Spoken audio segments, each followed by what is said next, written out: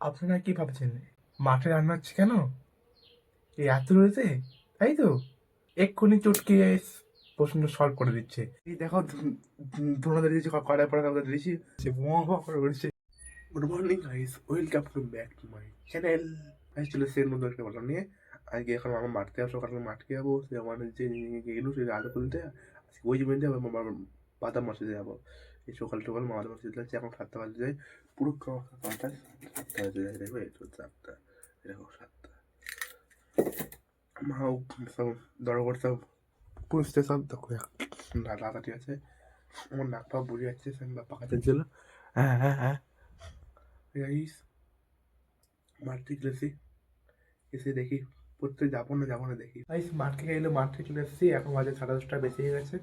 এবারে আজকে আমাদের তো বড় আছে মাঠা পাড়ায়, মানে আমাদের রান্না করে রান্না হবে না।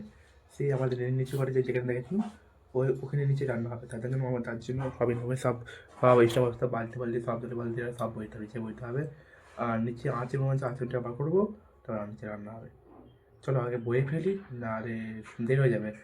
একটা অন্য জায়গায় রান্না বলছিল, কিন্তু সেটা বাড়িতেই রান্না করছি, সেটা রান্না হতে 1টা 1:30 বেজে যাবে। আমার যখন রান্না যাবে তখন 3টা বেজে, 3টা খাবো। তখন সেই কারণে আমার যে নিচে উনটা আছে উনটা প্যাকে করে নামাবো, সেখানে রান্না করবো। মানছি রোদ সেখানে মাঠেতে, কিছু করার নেই, তবু একদিন তো কেটে যাবে। চলো এই দেখুন নতুন ওখানে দাঁড়িয়ে আছে, নতুন ওখানে দাঁড়িয়ে আছে এখন। ফাইনালি মায়ের সব রেডি হয়ে গেছে, আমি তো বয়ে দিয়েছি, তো রান্না করো। প্রচুর রোদ, তখন বাচ্চা বাড়ি যাবে এখন। আজকে মিনিমাম 28 তাপমাত্রা হবে, 28 তাপমাত্রা হবে। চলো ঘরটা বাগানো হয়নি, পয়সা চাই, পয়সা কম আছে তাই বাগানো হয়, বাগানো হোক। এখনও রান্না হতে বাকি আছে, যে আর এখন রোদ বাড়ছে, গরম বাড়ছে, মায়ের তো দম হচ্ছে, ফিরে। আর এক কথা করে হলে ভাতনে হয়ে যাবে, রেডি হয়ে যাবে। চলো বসে থাকে ঘরে, এইবারে বসে থাকি, আর কী করবো, সিনেতে বসে থাকবো, বসে যতক্ষণ না ঘরটা কমপ্লিট হবে তখন ঘর চেষ্টা পাবো নি, পয়সা কম পড়ছে প্রচুর। আপনারা কি ভাবছেন মাঠে রান্না হচ্ছে কেন? এই এত রয়েছে, তাই তো? এক্ষুনি চটকে প্রশ্ন সলভ করে দিচ্ছে।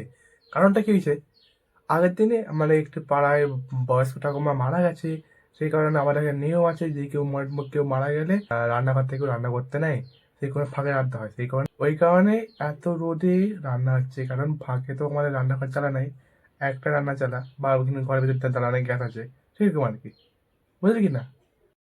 দেখুন আপনারা এখন কটা বাজে, এখন 2:30 বাজে। এই ভাত খেলাম, পাবো চল খাওয়া যা বাজ যাও, শুয়ে পড়বো। খাওয়া গেছে, মাও খাওয়া গেছে, মা কোড়া ফোড়া ধুতে গেছে, মানে ঘাটকে যায়নি, ঘাটে জল নেই, কলে ধুচ্ছে এখন সেই বাথরুমে। চলো মা ধুয়ে দেবে, মা শুয়ে পড়বো, আমি শুয়ে পড়বো, বিকেলে উঠবো। আমি ভাবছি কম্পিউটার যা মনে আছে, ঠিক আছে, সে বুধবারে যাবো পরে। আমি ঘুম থেকে উঠেছি, ঘুম থেকে অনেক সময় উঠেছি, 4:58 উঠেছিলাম, 5টা বেস্ট হয়ে গেছে। নিচে উঠে যাবো, নিচে ঘুমটা তুলবো, টেকর তুলবো, আর মা বাতি হাঁটতে গেছে, চা দিয়েছি, মায়ের কাছে গেছি, আমার হাঁটে চলে আসবো, ঠিক আছে। আইস ঘরে এত মশা, সেই কারণে ধুনো না করলে মশা ছেড়ে খেয়ে যাবে। গুড নাইট চালবো, গুড নাইট যাতে মায়ের গুড নাইটের যে ধুনোটা অসুবিধা হয় নাকে যেতে, ধুনো করতে হবে। এত মশা ঘরে, দেখো না প্রচণ্ড মশা, চেনে খেয়ে লিখছে বলে। তো ভাই ধুনো করে দিই, রান্নাঘরটা দুটো পেকা দিয়ে দেবো, নাগা জামা নেবো, দিয়ে ধুনো করবো। এই দেখো ধুনো দিয়েছি, কড়াই পড়া তাদের দিয়েছি, বোয়া করেছে, বোয়া করে, ঠিক আছে। মা এসুক, এবার কিছু খাবো। ধুনো দিতে এত এমনি গরম পড়েছে, আরও গরম লেগে যাচ্ছে। আইস পাখা চালাবো, পাখা চালিয়ে ধুনো ধুয়ে যাবে। আইস এখন বই অনেক কিছু পড়িনি, তাই আজ তাতে ভাত খেয়ে নিচ্ছি। এখন আজ মিনিমাম 9:30 বেজে গেছে, না 9:10 চল ভাত খেয়ে নিই, বাইরে খেতে পেয়েছে। আজকে কোনোটা এখানে শেষ করছি, দেখাচ্ছি অন্য কোনো ব্লগে, ঠিক আছে, শেষ, দেখাচ্ছি অন্য কোনো ব্লগে।